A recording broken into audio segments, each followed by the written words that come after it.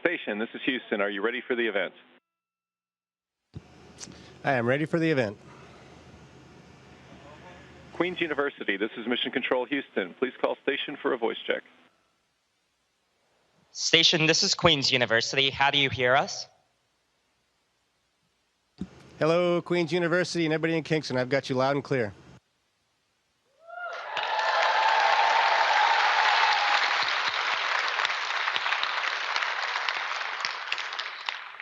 Hi, Drew. We are so excited to be talking to you today, and welcome back virtually to Queen's University. Well, thanks everybody for showing up today and joining in this event. I'm really excited to talk to you all, and I hope that you've had a good experience so far today. Absolutely. Well, to get things started, we have a special guest that you may know. She traveled all the way from Houston and to be here to say hello. It's your wife, Indra. Hi, sweetheart. Hello, honey. It's nice to hear your voice. It is such an incredible honor to be back here at Queen's University in Kingston. Drew, Ari, Aiden, and I we so feel the love and are so grateful for all of the tremendous support and well wishes. Thank you, Queens. Thank you, Canada. And speaking of Canada, Drew, I have the immense pleasure of introducing a very special greeting from our Prime Minister, the Right Honourable Justin P.J. Trudeau. Dr. Feustel, thank you. Drew, congratulations on this incredible milestone and best of luck on ISS Expedition 56.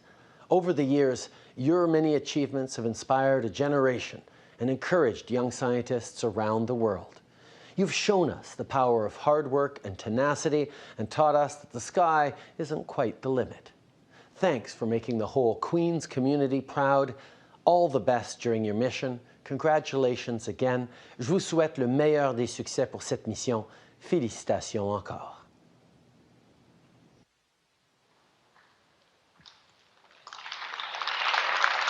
That's fantastic. Well, Drew, we have some excited members of the Queens and Kingston community ready to ask you questions. So let's get right to it. Here is the first question. Our names are Gabe and Isaac, and we are in grades 2 and 6. Here's our question.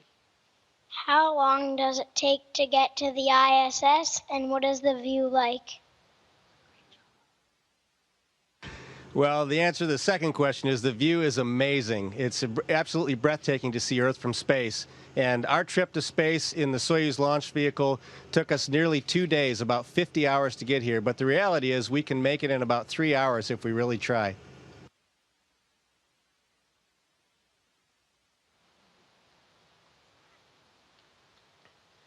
Hi, Drew. My name is Graham, and I'm speaking on behalf of Sean, who is an undergraduate student at Queen's.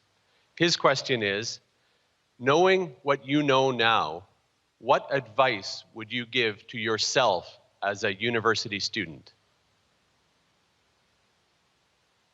Well, if myself were the same person, if myself were the same individual who wanted to be an astronaut, I would say follow your dreams and have that idea in your mind to study hard and do your best and try to find a job that you love, because that'll make you the best at it. Hello, my name is Catherine. I'm an undergraduate student at Queen's. My question is, I know that you go through a lot of extensive training before your missions, but was there anything that took you by surprise or anything you weren't prepared for once you got to space? I think when I got back to space this time, what I wasn't prepared for was seeing the breathtaking views again. I had forgotten after these 7 years how beautiful Earth is from space, and at times now when I look out the window, especially at night, I feel like I'm visiting a distant planet, some foreign place that's maybe has alien life down below. It's really interesting, but at night the Earth with its glow looks particularly unique and beautiful. Hello, my name is Dr. Jain. I'm Canada's chair in power electronics. Here is my question. What energy storage technologies are used on the ISS that we can take advantage of to design energy solution for our remote communities in Canada? That's a great technical question. And on the ISS, our primary energy source is solar energy. And we have 4 very large solar arrays that generate power on the ISS and actually charge batteries for us. So we rely solely on that energy to keep us going. And in fact, if we have problems with pointing or directing our solar arrays at the sun, that can be detrimental to the space station. If that system ultimately fails, we would have to leave the ISS because we no longer have the ability to power the space station. Hi, my name is Rylan. I am an undergraduate student at Queen's. My question is, what is your opinion on the colonization of Mars, and would you consider being one of the first to go? That's a great question, and the way I've answered it before is I'd be happy to go to Mars if I knew it was a round trip. I'm not really interested in a one-way journey, but I think it's important that humans continue to reach out into the solar system, and Mars is a great place to start for colonization and allowing us, teaching us how to live and work in space. Hi, my name is David. I'm in grade 8, and my question is, what should I study to become an astronaut? Well, David, you should primarily focus on science, engineering, mathematics, and technology. Astronauts are specialists in many different fields. Many of us have engineering backgrounds, but we also have medical doctors, technical individuals, test pilots, all different backgrounds, mainly in science, technology, and engineering. Hello, Drew. My name is Dolly. I'm an undergraduate student in Queens. My question is, everything you do in space makes a difference to the whole world. What does that mean to you? Well, I think it's important the work that we do, and because I believe that humans should learn to live and work off of planet Earth. Planet Earth is our only home right now, but it's really critical for us to not only learn to preserve Earth, but learn to live off of it. And it's not the work that I'm doing, it's the work of the thousands of people, the scientists, engineers, and support personnel on Earth that allow us to be here and work in space. So really the credit goes to them and the work that they do in allowing us the opportunity and the privilege to be here. Hi, Drew. My name is Alexander, and I am an undergraduate student at Queen's. Here's my question. What is the most exciting or important way that you have been able to apply your background as a geophysicist to your work with NASA in space or on the ground?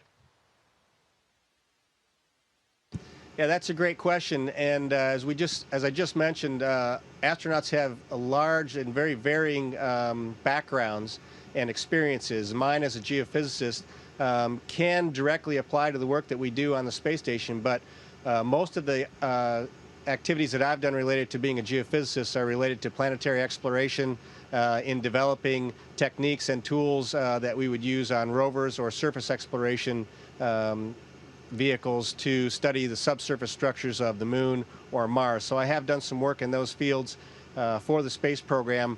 On the space station, really I'm the eyes, the ears, and the hands of scientists who send experiments up here, and our job is to keep the space station operating and keep those experiments functioning so that the researchers can get the data that they're looking for.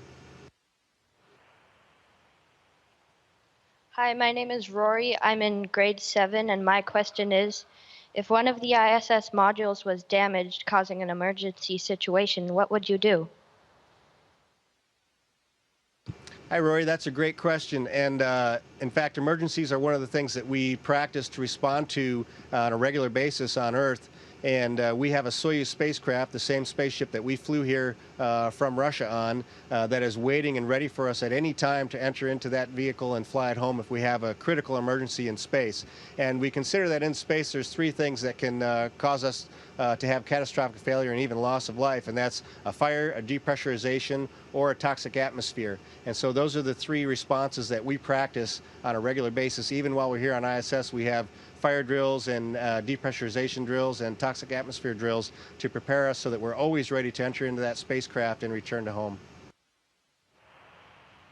Our names are Carter and Haley, and we are in grade 5. Here's our question. What happens when you get sick in space? Yeah, that's a good question. Well, we try not to get sick in space. In fact, we stay away from other people before we launch for about 2 weeks before we launch so that we don't carry any diseases with us up into space. And for the most part, people are healthy up here, but we do have people that are individuals and crew members that are trained in medical responses, and we have medical kits here with different drugs that we can use to treat illness. If somebody is really sick or has appendicitis or something requiring surgery, we would, of course, have to return to Earth in our spacecraft and seek medical attention back on Earth.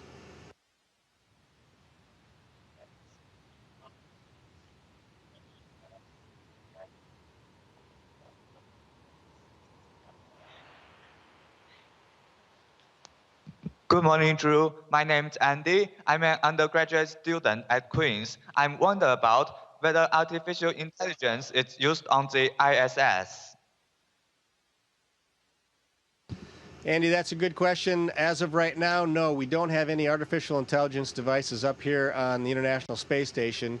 We did have a piece of equipment we called Robonaut, which was a human-looking robot that we could control from Earth. And I believe there's a next generation of robot that's being developed at the Johnson Space Center that we may see up here eventually. But currently, at this time, we do not have any artificial intelligence computers up here with us. Hey, Drew.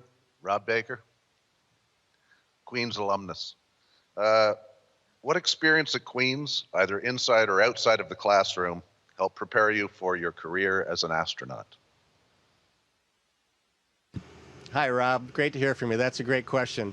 And I thought about that a little bit. And I think what Queen's did for me as I was studying and working on my PhD was it really taught me to be a critical thinker and to recognize the value of research and the application of research to real-world problems. And the work that I did in underground mines, the parameters that I studied were helpful for other data that we acquired and that is acquired regularly in those mining environments. So for me, just that critical thought process and that ability to work independently and develop a thesis and work through those problems was really what I gained from being at Queen's University.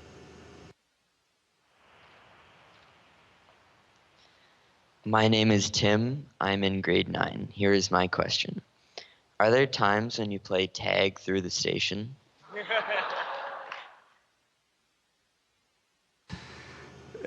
You know, sometimes we do play tag through the station.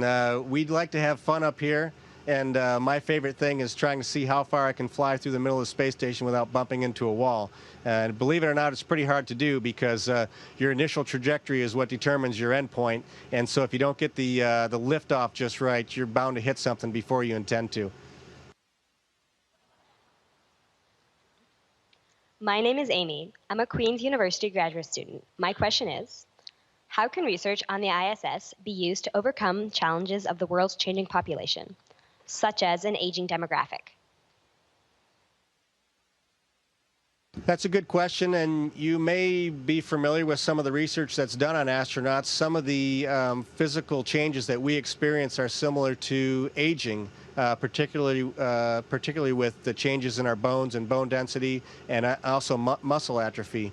And so we work hard every day to try to counteract those influences, and that sort of research has been critical to studying geriatric patients back on Earth and has been very helpful in reducing some of the effects of aging on the human population. Hi, I'm Professor Art MacDonald, and I won the Nobel Prize in 2015 for the Sudbury Neutrino Observatory. Hi. You must be one of Canada's most vertically traveled Canadians, I think. The question I have is, tell us how working as a geophysicist a couple of kilometers beneath the Earth's surface compares with working as an astronaut 220 miles or 400 kilometers above the surface. Well, Art, as you know, working in underground mines and mining environments is sort of unique to other workplaces, and although there are a lot of people that do it, I think it it presents you with some very unique challenges. One is there's some risk to working underground, limited access to escape paths. Of course, the equipment that you take with you really needs to be planned out in advance before you depart, so that you have everything you need when you're down there. And of course, underground, you spend a lot of time working in very confined spaces. And that's similar to what we do in space. The work that we do takes a lot of planning and pre-planning and pre-positioning of equipment. And there's quite a bit of risk here. We're very isolated and have limited opportunities for escape if we have an emergency. And of course, everywhere we work here is really what could be considered a confined space, especially the Soyuz spacecraft that I flew up here in. My name is Ritha. I am in grade 9. Here's my question. What strengths or characteristics make a great astronaut? Well, my observation over the last 18 years is that one of the best characteristics of an astronaut is interpersonal skills and interpersonal communication. We spend a lot of time working together under difficult environments, and it's critical for us to be able to get along with each other, to understand our own strengths and weaknesses, to understand how to be followers as well as leaders, and interchange, exchange those roles on a regular basis depending on what the situation calls for. So to me, having a technical background is, of course, very important, but in the end, you still need to have the ability to communicate and work with others with varying backgrounds and backgrounds that are different than yours and trying to solve common challenges that are presented to each of you. Hi, my name is Yi Ge. I'm an undergraduate student at Queen's. Here's my question. Does having 16 sunrises and sunsets in one day affect your sense of time? You know, it does when we first arrive, but I can tell you now that I'm totally oblivious to the fact that the sun goes up and down every 35 to 45 minutes. We work by our watches, and we work by a timeline that we have on the computer that keeps us moving throughout the day. And what I have found, though, is it's a good idea for me to go to bed when it's bedtime. So my last look out the window, it's always good if it's nighttime outside, and then I can head to my sleep quarters and go to sleep. But in general, really the sunrises and sunsets don't seem to have any effect on us after a few days of being here. My name is Dr. Nicole Domnick, and I'm a researcher at Queen's University. My students wondered, extended periods in space alter calcium metabolism, increased calcium excretion. What consequences does this have on muscles in space? Thanks for that question. That's a really good question. And I looked at that and I thought to myself that maybe your students mistaked the doctor in front of my name for a medical doctor as opposed to a rock doctor. So I can tell you I don't really know the answer to that, but I'll be happy to follow up with you later if I can find somebody that has that information. Hello, our names are Sema and Jack, and we are in grade 5. Here's our question. How do you sleep in space? Well, any way we want, really. In terms of orientation, we can sleep up, down, sideways, backwards, bundled up in a ball, straightened out, with our back straight, whatever we want. But we have little sleep quarters that are about the size of a refrigerator that we climb into at night and close the door, and there's a little sleeping bag in there that we can climb into. But in fact, we could just float in there with the doors closed if we wanted to. The challenge is if when you bump into the wall at night, you might wake up. My name is Michelle. I'm a NASA postdoctoral fellow and a planetary scientist. And my question is, how has your perspective of Earth and humanity's place in the universe changed after your time in space? Hi, Michelle. It's great to meet you again. You know, that's a good question, and I think that's probably one of the greatest impacts that it's probably been the greatest impact to my life is how my perspective of Earth has changed. What I've realized from being in space and seeing Earth from space over the last 18 years working as an astronaut is that there's only one home for us. There's only one planet. And when we look out into the night sky or even the daylight sky past Earth, we don't see anything out there. There's no nearby places to visit. I mean, Mars is close by and the moon is close by, but really we're all on our own. And I think if more human beings had the opportunity to see Earth from space and see how fragile our atmosphere is and how thin that shell is that protects us from space, and realize that the Earth's just spinning around out here all by itself, I think we would be a different people. We would be a different world. And if folks could see that we don't see the borders from space, we only see one land where we can all live, I think it would change everybody. And that's what's changed me. And it's a little bit saddening to realize how we act down on the planet. But I know there are a lot of good people that are trying to do better. And I hope we continue to march down that path. And I hope that space flight and space exploration helps us to get there and helps the rest of the population of the world to realize that we're all in this together. We've only got one planet, and Earth is our own spaceship. It's the only home we've got.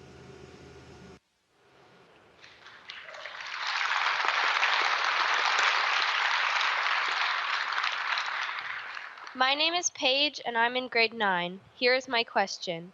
Why do we explore/learn about space if we haven't explored everything on Earth?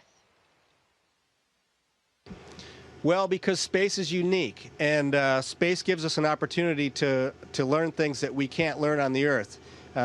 In space, we can study the effects of cellular growth and changes, chemical changes in zero gravity, very similar to the way cells react inside our own body and in the blood in our bodies. So there are a lot of special, unique situations that we can create in zero gravity that we can't create on Earth. And these things are important for medical research, material science research, and also being in space gives us an opportunity to study Earth from space. So I can't say that we've seen everything we need to see on the planet. I understand when people wonder why we don't continue to do more on Earth before we spend money and time working in space, but space is a unique opportunity for us, and it's a great way for us to learn more about our own evolution and learn how to venture off into the future. My name is Matthew. I am a Queen's University alumnus. Here is my question.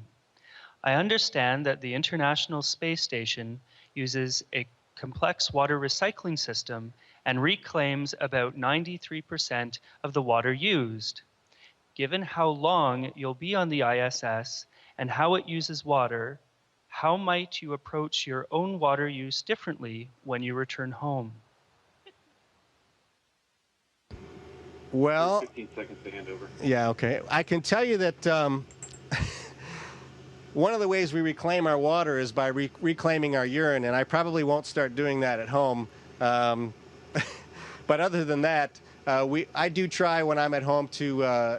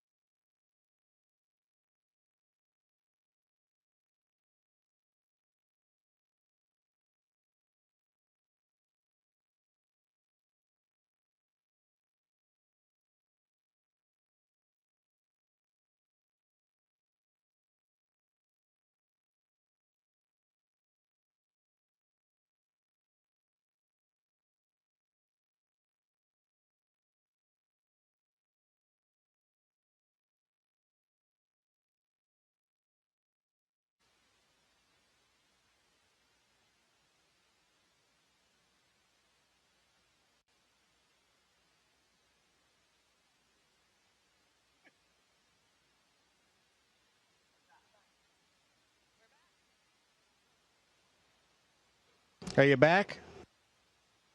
Yes, we read you loud and clear. I understand that the International Space Station uses a complex water recycling system and reclaims about 93% of the water used. Given how long you'll be on the ISS and how it uses water, How might you approach your own water use differently when you return home? Great question. I did answer that once for you, but I'll tell you again. On the ISS, one of the things we do to reclaim our water is that we recycle our urine, and we actually drink our urine after we clean it. So we actually clean it to be nice and clean, clean it to the point where it's drinkable. I probably won't do that at home. I have no plans of recycling my urine, but I do make efforts to reduce the amount of water that I use back home.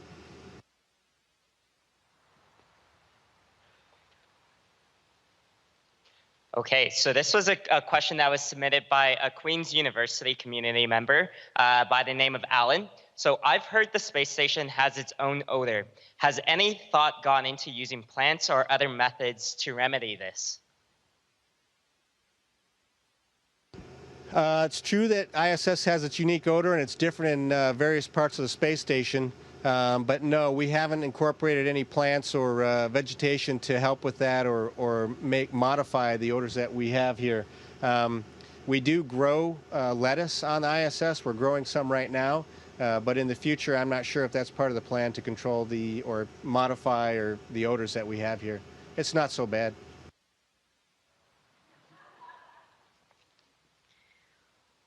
Drew, I'm asking this question on behalf of Maria, a Queen's University undergraduate student. What did you do as soon as you boarded the International Space Station? Well, the first thing I did was I went to the bathroom because we were sort of, took us a while to get here, although we do have a toilet on the Soyuz. But the next thing we did was have a conference with our families, and I was fortunate to be able to speak with my lovely wife, Indra, who's there, my children, and my mother and father who were in Russia, to view the launch and actually view the docking when we arrived. Well, Drew, those are all of the questions that we have prepared for you today. On behalf of the entire Queens, Kingston, and entire Canadian community, really, we'd just like to thank you so much for connecting with us today and wish you the very, very best on missions 55 and 56. We really hope we get to chat again when you're back on the ground. Thank you all for coming out today. I want to make sure to mention that David St. Jacques is the next Canadian Space Agency Canadian astronaut who will be in space at the end of this year. So I hope that you all can continue on with this, with following space and space exploration and get ready for that great mission for David St. Jacques. And we're just happy to be here, and I'm proud of the support that Queens has shown me, and I'm proud of the education and time that I spent there. So thank you all for your efforts in making this happen. And I look forward to speaking to you all again very soon. Take care, everybody. Station, this is Houston ACR. That concludes the event. Thank you to all the participants from Queen's University. Station, we are now resuming operational audio communications.